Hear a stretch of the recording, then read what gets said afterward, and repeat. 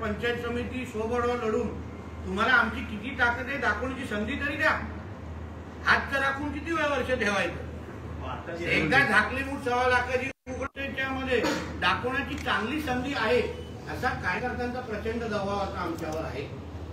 म्हणून त्यांचं म्हणणं आहे की तुम्ही कुठल्याही परिस्थितीमध्ये प्रदेश अध्यक्ष आणि मुख्यमंत्र्यांना सांगा की आमच्या इथे आमची लढाई पुढची स्वबळावरच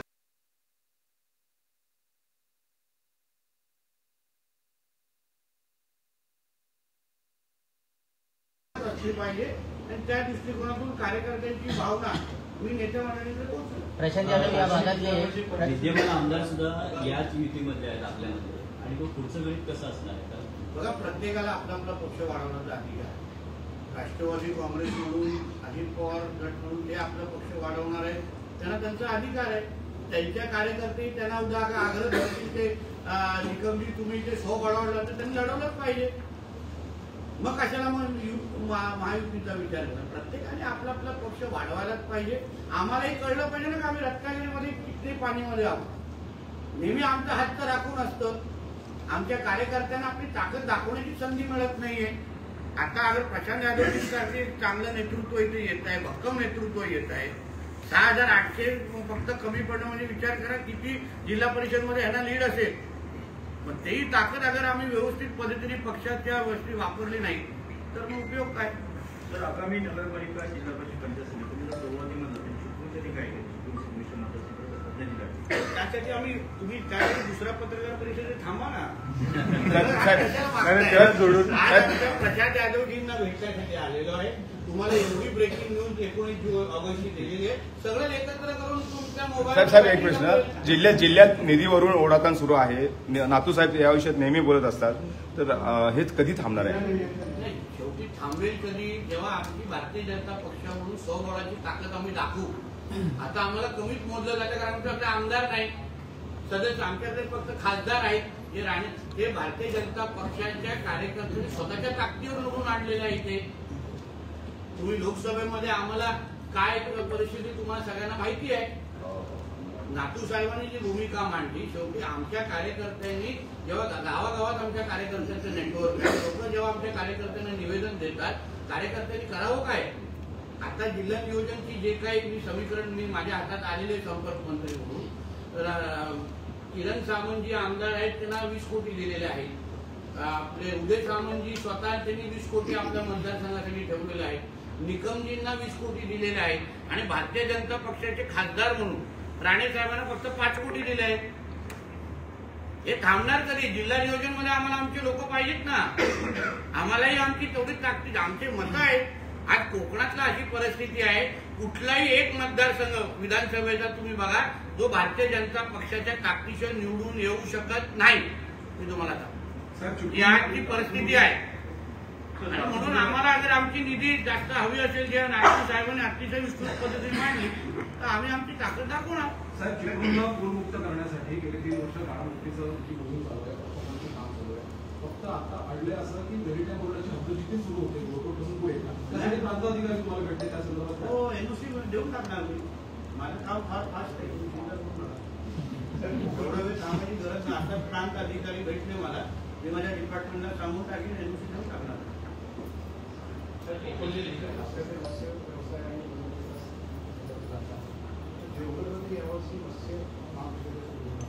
हो, आणि काय होतं मध्ये कृषी मंत्र्यांची जबाबदारी दुसऱ्यांकडे गेली. म्हणजे तो त्याच आठवड्याची बैठक होणार होती. माझा प्रयत्न की ह्याच वर्षी ती बॅच चालू व्हावी. त्या दिवशी सगळ्या इन्फ्रास्ट्रक्चर तयार आहे. पुढच्या मंगळवारीची बैठक आमची कृषी मंत्र्यांबरोबर ठरलेली आहे. बाकी सगळं आमची पार्श्वभूमी तयार आहे. माझी अपेक्षा आहे की लवकर ह्या वर्षी ते आणि नागपूर विद्यापीठ बरोबर ते संलग्न असतात, नागपूरवर नाही.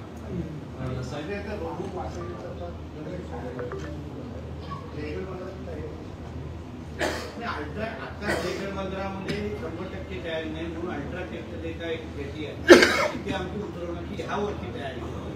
पुढच्या वर्षी आमची रत्नागिरी, कारण ती फक्त गणेश उत्सवासाठी नसणार, ती रोज आता सुरू होणार.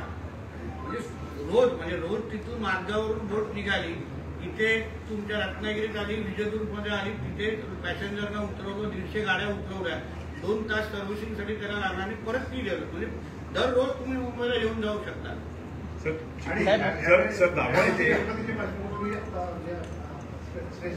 दोन मोदी एक्सप्रेस सोडलाय. आता जाहीर केलं ना रत्नागिरीच्या एक थांबा दिलेला आहे 24 तारखेला आणि 23 तारखेला सिंधुदुर्ग आहे. म्हणजे टोटल माझ्याकडे 4000 लोकांना आम्ही घेऊन येणार आहे दोन्ही याच्यामध्ये.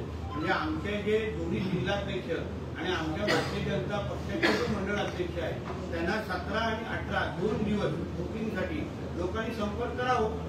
मुंबई गोवा महामार्गाची अवस्था साहेब भयानक आहे. मुंबई गोवा महामार्गाची अवस्था रत्नागिरी जिल्ह्यात भयानक आहे.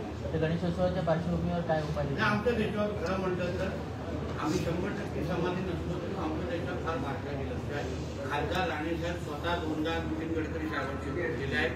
आम्ही PWD मंत्री आमचे शिवेंद्रराजे आम्ही सगळेजण त्यांच्या संपर्कात आहोत. नातूसाहेब संपर्कात आमचा हाच प्रयत्न आहे की लोकांना कमीतला कमी त्रास व्हावा. पण ज्या गतीने काम सुरू आहे मला विश्वास आहे की पुढच्या वर्षापासून तुम्हाला हा प्रश्न आम्हाला विचारायला लागणार नाही. याच अनुषंगाने राजापूर ते सिंधुदुर्ग जाताना जो हायवे आपण बघतो आणि कुटुंबियांचं किंवा सगळं बघितलं तर अशीच अपेक्षा आहे की इतर अगदी होण्यासाठी 2000 राणेसाहेबांना निवडून दिलं गेलं. आता तो इफेक्ट दाखवण्यासाठी आम्हाला 1-1.5 वर्ष द्या. रत्नागिरीमध्ये सिंधुदुर्गामध्ये आम्ही 90% आमचं काम पूर्ण केलेलं आहे. तसं रत्नागिरीकरांना पण आम्ही तेव्हा प्रचारामध्ये सांगितलं होतं की जे सिंधुदुर्गामध्ये आम्ही हायवे संदर्भात करून दाखवलं त्याच पद्धतीने आम्ही इथे पण करून दाखवतो. तर आमचं आधी उद्धव ठाकरे म्हणतात की लोकशाही न्यायालयाच्या उंबरठ्यावर तडपते. तिला कोणत्याही खंडपीठाने न्याय द्यावा. न्यायाच्या प्रतीक्षेत आहे. काय सांगा? पण आतापर्यंत लोकशाहीने न्यायालयाने लोकशाहीच्या माध्यमातून न्याय दिलेला आहे. आता त्यांच्या मनाप्रमाणे घडलं नाही म्हणजे न्याय भेटत नाही असं काय होत नाही. हे शेवण्या मुलांसारखं बोलणं झालं. माझ्या मनाप्रमाणे झालं नाही म्हणजे तिथे लोकशाही मेली. ज्यावेळी लोकसभेमध्ये आमचे सगळे उमेदवार निवडून आले तेव्हा मग लोकशाही जिवंत होती. तेव्हा सगळं आलबेल होतं.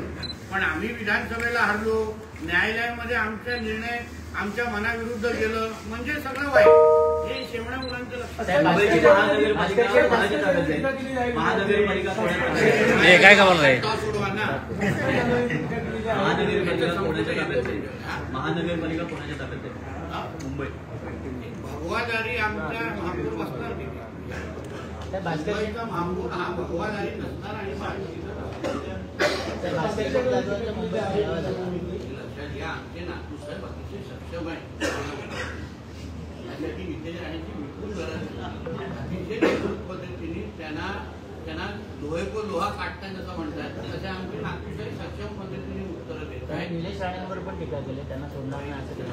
मला हात आहे ना जे काही भास्कर जाधवांची जी भूमिका आहे ती उद्धव ठाकरेंची भूमिका आहे का? ती त्यांच्या पक्षाची भूमिका आहे का? ते काय करावं फक्त तीच उद्धव ठाकरेंची पण भूमिका आहे. तीच उभाटाची भूमिका अधिकृत आहे का? बाकी सगळ्याचं उत्तर नातू साहेबांना अतिशय सक्षम दिलेलं आहे. फक्त तीच त्यांच्या पक्षाची अधिकृत भूमिका आहे का उभाटाची ते फक्त त्यांच्या उद्धव ठाकरेंनी जाहीर करावं. मग बघू विधानसभेमध्ये त्याचे पडतात किंवा जिल्हा परिषद पंचायत समितीमध्ये कसे पडतात उमटतात. साहेब आपण विक्री झाल्यानंतर रत्नागिरीच्या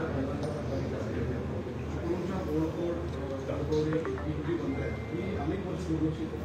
त्यांच्याकडे तुम्ही काय लक्ष एक टप्प्याटप्प्याने मी सगळे विषय घेतोय.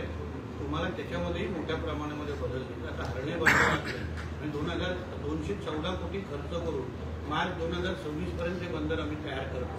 त्याच पद्धतीने हे जे 3 बंदराची तुम्ही नावं घेतली त्याच्याबद्दल पण आम्ही निधीची तरतूद करतोय.